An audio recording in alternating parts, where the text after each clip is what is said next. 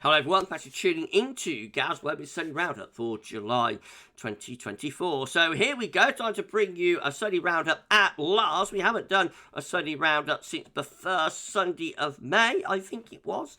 So got a lot to cover, a lot to get through. And particularly solar activity, actually. Very interesting what happened with solar activity during May, which we was not able to cover in my Sunny Roundup in June, because I didn't get a Sunny Roundup done in June. The Sunny Roundup was scheduled to be released like on the first Sunday of June, and that Sunday I went into hospital with my fractured ankle. So we, got a lot to cover, a lot to get through, but bear with me because I haven't done one of these for a while. Very complicated, these videos drilling down into the big drivers of the weather. It's the first one I've done since the beginning of May.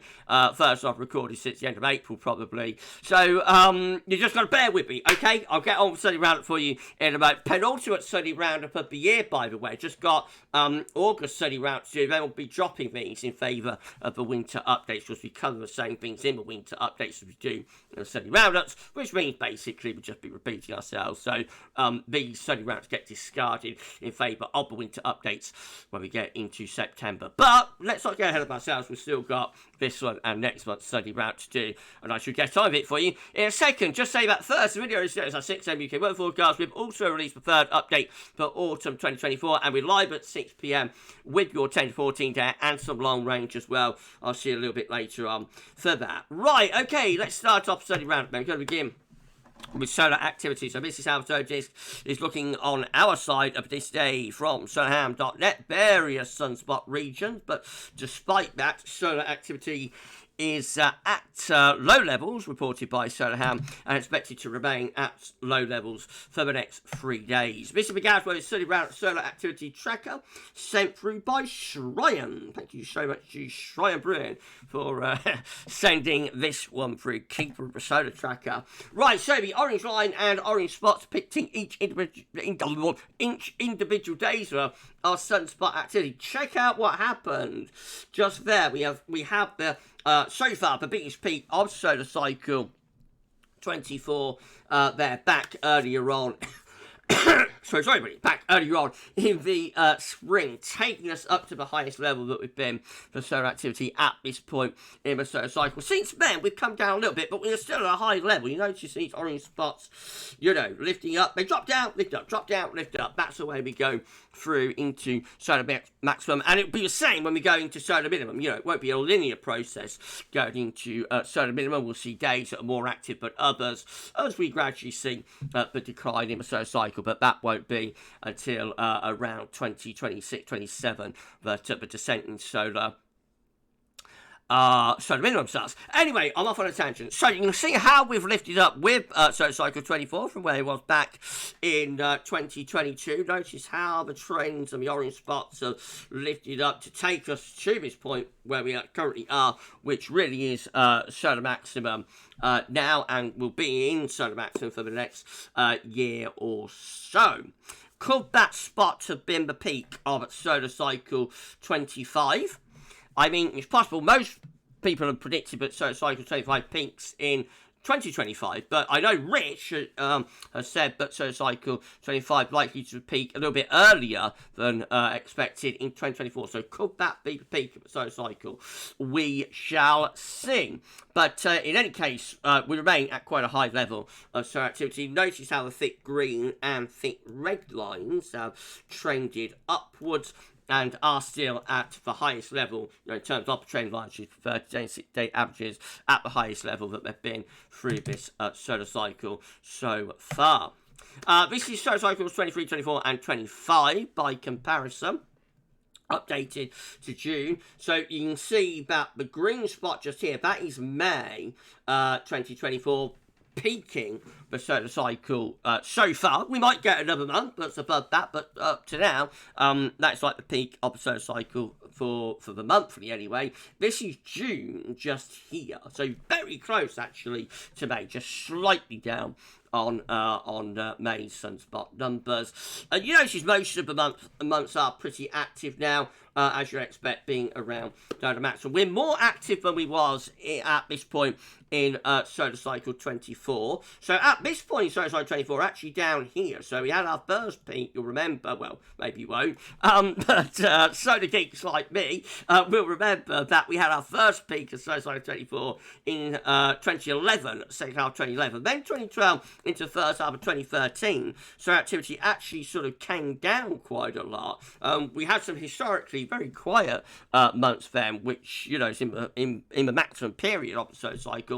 And then we had our second peak where we lifted up into the latter part of 2013, and we peaked, I think, February 2014. Just here was our peak, and then it was a gradual process of coming down into solar minimum. So, you know, sunspot activity, sunspot numbers are at a higher level for solar cycle 25 than they were for solar cycle 24, but down, quite significantly down actually, on solar cycle 23 just here. And that was our last, you know, quite big solar cycle. So this is about where we was at this point in solar cycle 23. And you can see the first peak happened in 2000, the second peak happened in 2002. And certainly the first peak, anyway, you expect, if you do get a second peak, you expect the same to be true for the second peak, lower, very significantly, actually quite substantially lower than the peaks that we have for solar cycle 23. So this solar cycle 25 is quite interesting because it is above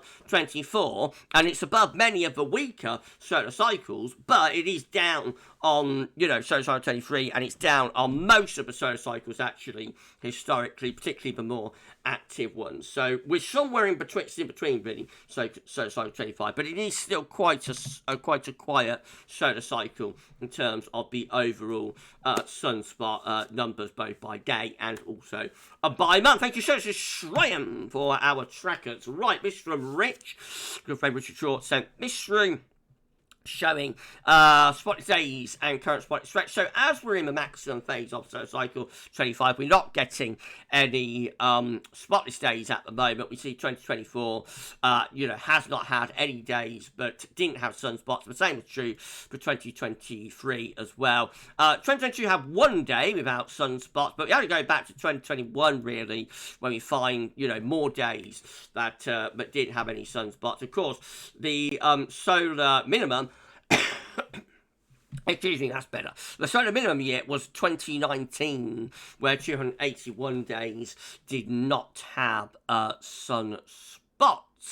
Our comparable year, I think, this year, from the last solar cycle, 2024, our comparable year is 2013, and that also did not have any sunspots. Although, interestingly, 2014 did have one day. What am I talking about? 2013, so our comparable year, 2024 is 2023. Bear with me. It's been a while since I've done all of this, everybody. Just bear with me, all right? So our comparable year from, for solar cycle 24, 2024 is 2013 in there. So, you know, comparable year for solar cycle 25. What are you doing, Gav? What are you doing? What are you doing? What are you doing? Rich is going to be laughing at this.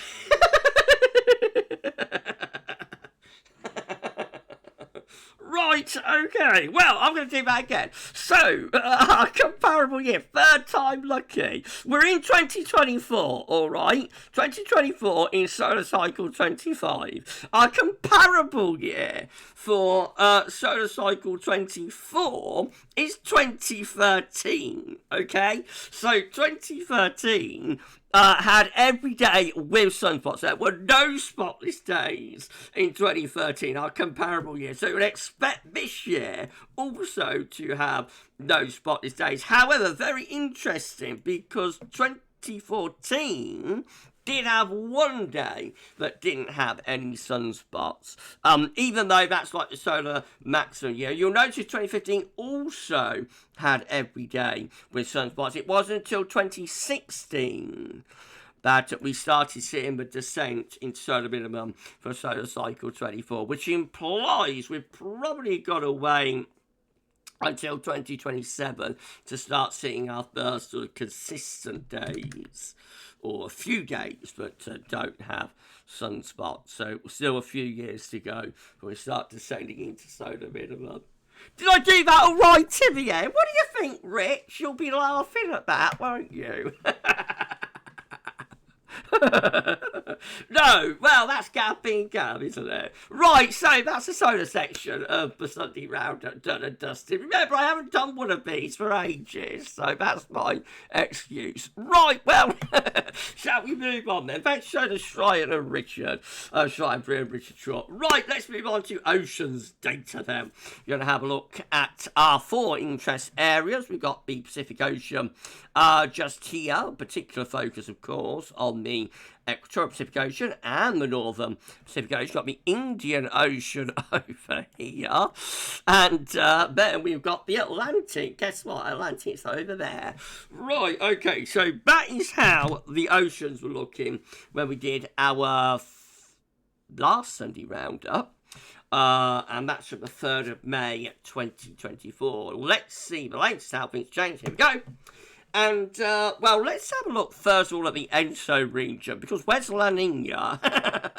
Well, we do see a bit of a colder than average signal in the eastern portion of the actual Pacific Ocean, but to be honest, the La Niña is really, really slow getting going this year. It doesn't seem to be getting itself together. We may still find ourselves getting towards La Niña, but it is very, very slow, as I say, at the moment. So actually, since like a couple of months ago, not much change, to be honest. And maybe back in May, it was slightly colder actually just there. That's like a more intense area of below average SST anomalies, isn't it? And so you know, what's happened to La Niña? It looks like it's stalled, doesn't it?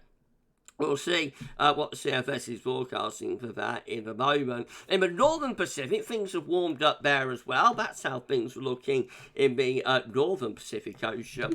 And this is the latest. So, you know, we still have a very weak signal for a negative PDO, Pacific Decadal Oscillation. A bit colder up here and around here. But overall, that's warmed up quite a bit as well. Indian Ocean is just looking generally warmer than average, and into the North Atlantic, well, as we often do see at the moment, very, very warm Atlantic Ocean, although things have cooled a little bit in this far eastern area, so up the coast of the UK, Ireland, down to Spain, Portugal, and North Africa. It's a little bit cooler there. Those are shallower waters, of course, closer to the landmass, but in the deeper waters, they'll remain significantly above average with the SST anomalies, very warm anomalies through the tropical Atlantic, really warm anomalies up here as well, off Newfoundland, up towards Greenland as well.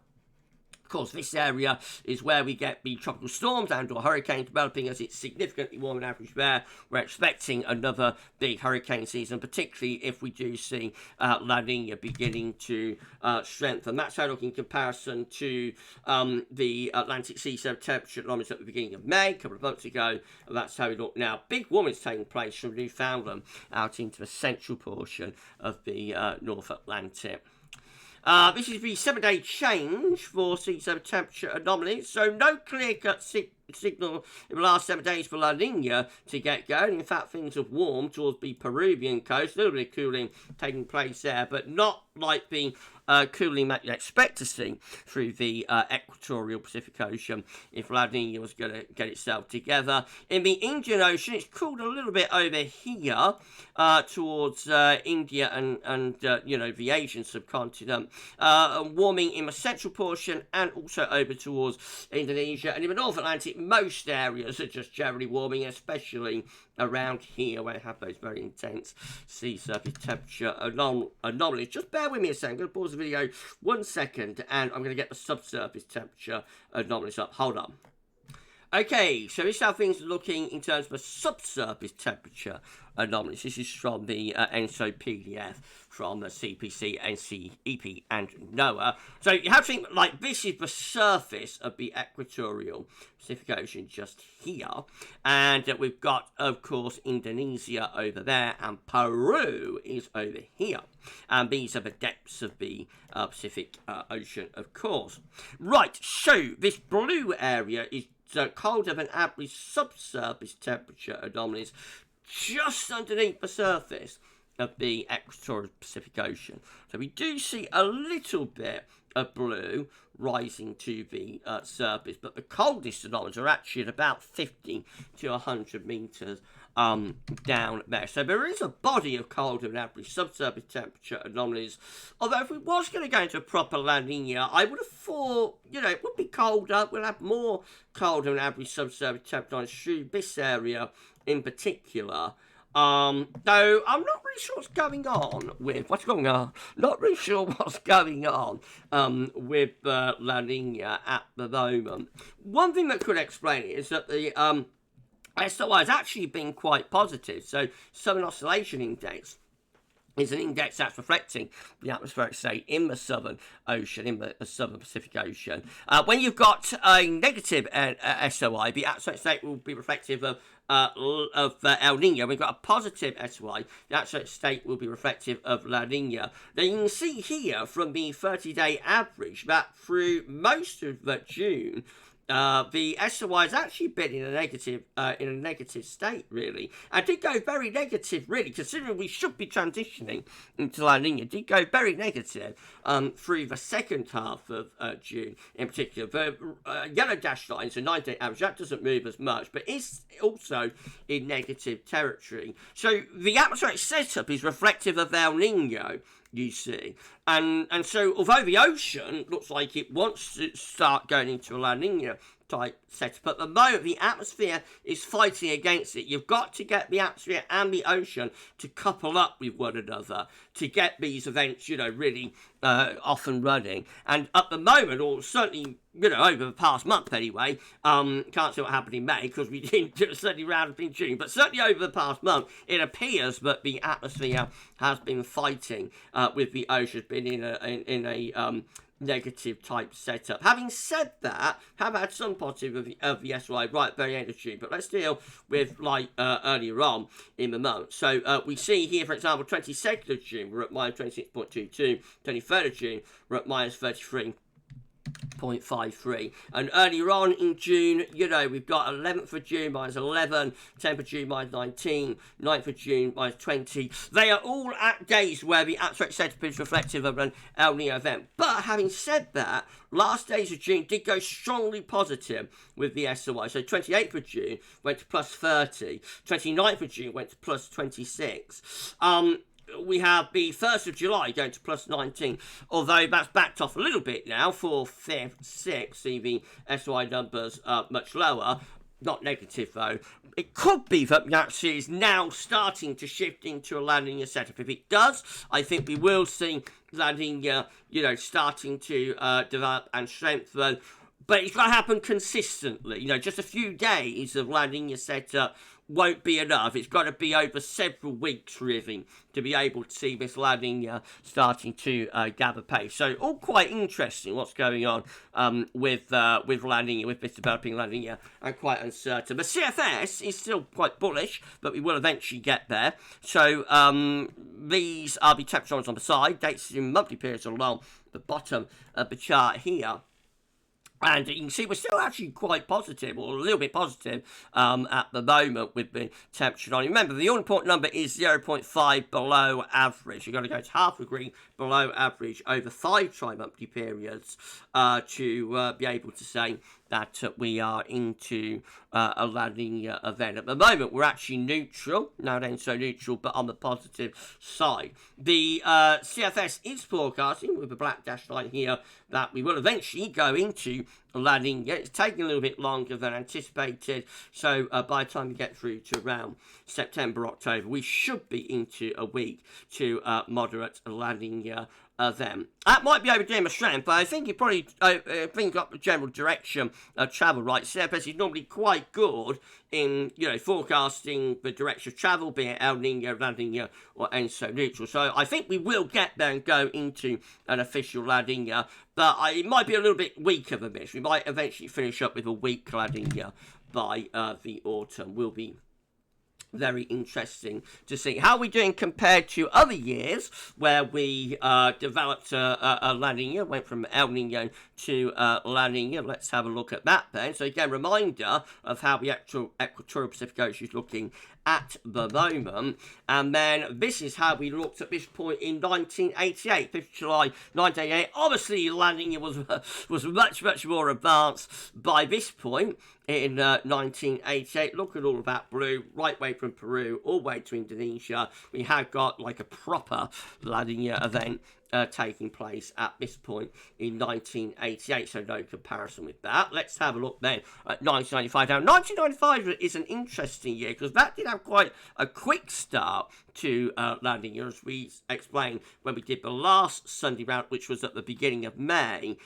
But, you know, 2 months on, you see there hasn't been much development by this point in 1995. You know, La Nina's there, just about, but it looks rather ragged, doesn't it? It certainly doesn't look like a particularly strong La Nina event. So we probably arrived just about at a weak La Nina at this point, but stalling, you know, not developing it particularly quickly. So that perhaps one of the more closer years to this year, although the La Nina was more advanced than it is at this point. Right, that's that one done.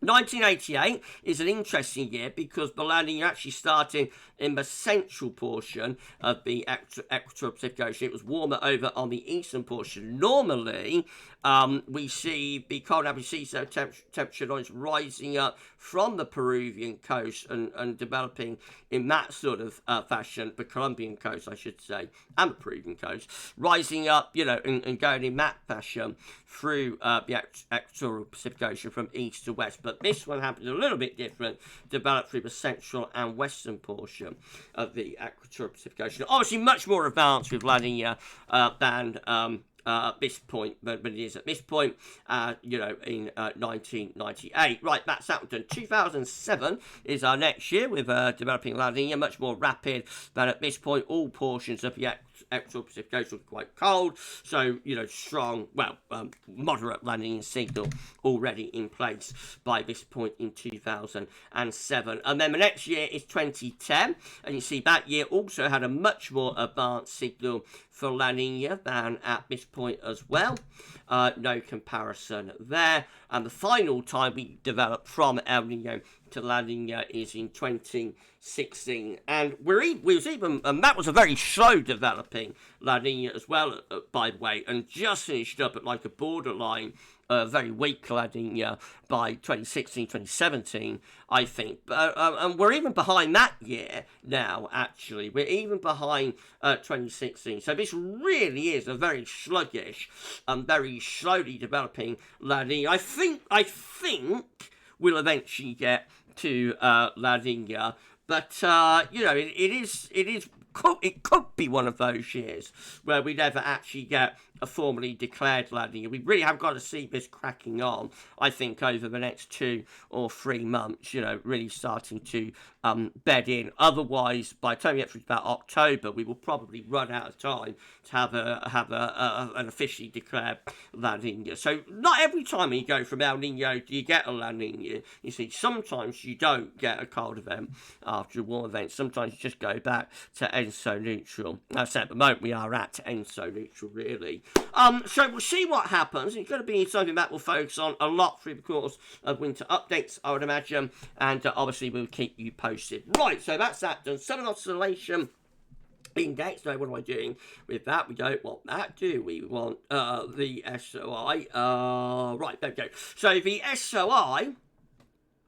Now, what are you doing, Gav? What are you doing? Where am I going? What am I looking at? India. We want to look at the Indian Ocean dipole. Right, so this is our IOD. What are you doing, Gav? This is our IOD. You know, I haven't done one of these for a couple of months, remember. The Indian Ocean dipole is currently in a neutral state, by the way. So these are the forecasts for the IOD, Indian Ocean dipole, for the next 7 months. We've got Bureau of Meteorology there, CanSIPS, ECM2F, Meteo France, UK there, and the being down here. Now, we've got Meteo France forecasting that we're going to have a positive IOD in July. That looks like it's a little bit of an outlier, though. The rest of them are going for an IOD neutral phase on the positive side, but you know, we've got CAN6 neutral, we've got ECM2F with a neutral positive IOD, and the mean is there as well. We have got the UK Met more on the colder side of the neutral IOD, but basically all the models are going for neutral IOD in July, and I have no reason, you know, to doubt the majority of those. That's how August looks again. Most of the model output is going for like neutral IOD in August, September. Again, most of them going for neutral IOD, but the UK Met going into a weekly negative IOD. Looks a little bit of an outlier compared to most of the model output. Doesn't mean it's wrong, of course, but isn't supported by the rest of the model output. October, forecast again, neutral IOD, more towards the negative side. And November, again, neutral IOD, more on the negative side. UK Met keeps things consistently in a very weak negative IOD, cold IOD phase, or negative IOD. Most of them are going for like a neutral phase of the IOD. So it doesn't look as though for the autumn in particular, and going towards the winter, the IOD is going to be a particular player, but obviously we'll keep updated on that as well.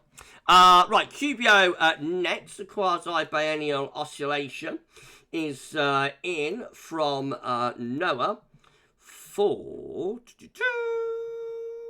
June. Okay, so we have actually shifted into westerly phase of the QBO now. So remember, the quasi-biennial oscillation is measuring the strength of the zone. The westerly is basically when you have a negative IOD, you're in the east. When you have a negative QBO, you're in the easterly phase of the QBO. When you have a positive number for the QBO, you're in the westerly phase of the QBO. Westerly QBOs, this is more of a winter driver, really, but we do look at it year round.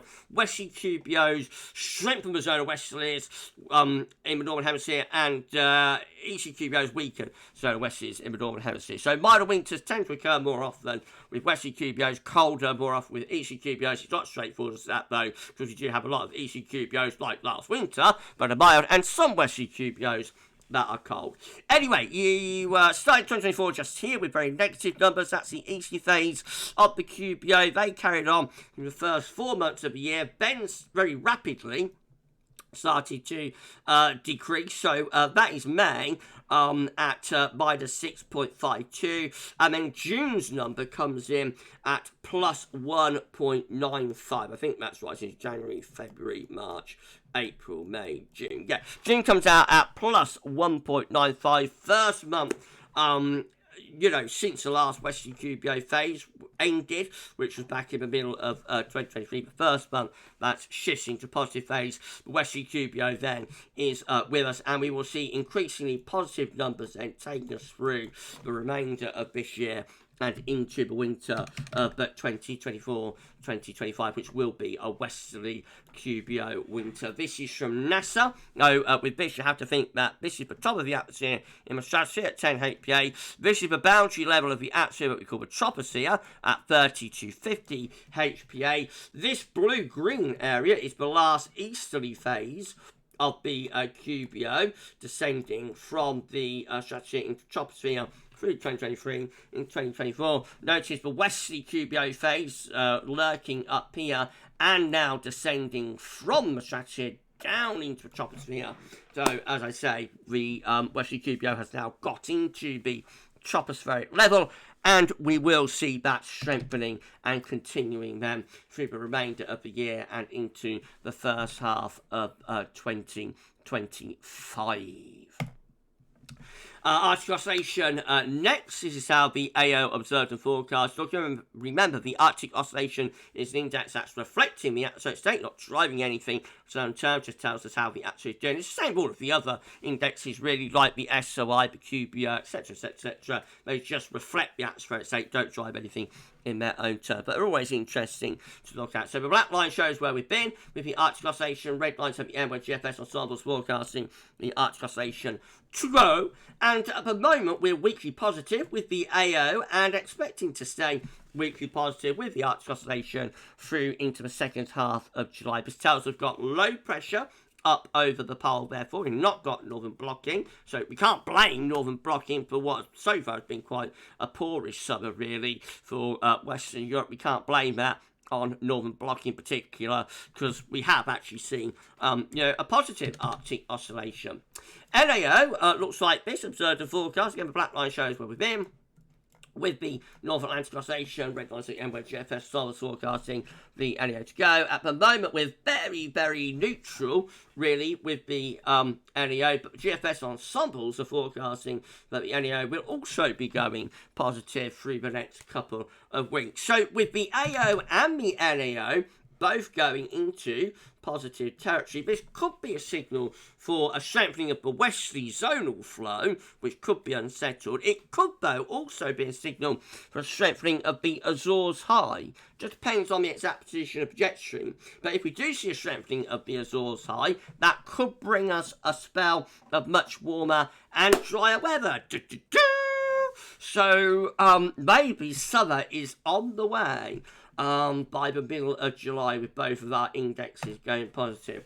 We'll see. And the last thing we'll end up on for this sunny roundup, it really has been an epic. I hope you've enjoyed it, everybody. Half an hour, goodness gracious, the long video. The last thing we're going to look at for the sunny roundup is Eurasian snow cover, Arctic size. Not much to look at for Eurasian snow cover, actually. We're more or less snow free now. Few little white spots, but basically we're snow free now, will be until September, so we'll move on from that very quickly. And this outlook in terms of Arctic size extent, of course we are now into the melt season, well into melt season for Arctic size. You actually see that from this yellow area just here. Notice the blues opening up around the edges. That is where ice is melting at the edges of the Arctic, as you expect at this point of the year. But how are we doing in comparison to our long-term averages? Let's have a look then to our most recent average. Is 2011-2010. We're just above the last 10-year average. What about 01 to 2001-2010? We're just below that 10-year average. And in terms of, let's get rid of all that, in terms of 91-2000, so we're quite substantially under the previous 10-year average, 91-2000, and 79 to 1990, we're under that 10-year average as well. So we're close to our most recent average in terms of Arctic size extent. We're under everything else. We have less ice than the other 10-year averages. Let's put in 2023. So we're just a little bit above 2023 last year, but not by a lot. We're very close to it. We're virtually on a par with 2022. No, there we go. Let's get rid of that. We are virtually on a par with 2022. That's better.